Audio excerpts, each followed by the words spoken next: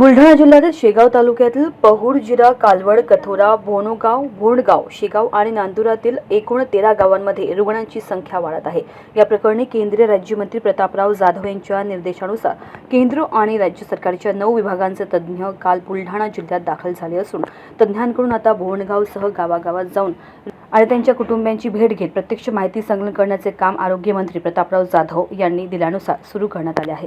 यावेळी पाणी गुणवत्ता विभाग, लेडी हार्डिंग मेडिकल कॉलेज, नवी दिल्लीचे डर्नेटोलॉजी तज्ज्ञ, FSSAI, भारतीय गहू व जव संशोधन केंद्र, हरियाणा प्लांट क्वारंटाईन विभाग आणि कृषी मंत्रालयाचे तज्ज्ञ तसेच जिल्हा शल्यचिकित्सक डॉक्टर भागवत भुसारी, जिल्हा आरोग्य अधिकारी डॉक्टर अमोल गीते आदी उपस्थित होते। केंद्रीय मंत्री प्रतापराव जाधव यांनी घेतलेल्या आढावा बैठकीत रुग्णांना पुन्हा त्रास होऊ नये यासाठी तातडीने प्रतिबंधात्मक औषध उपचार सुरू करण्याचे निर्देश दिले।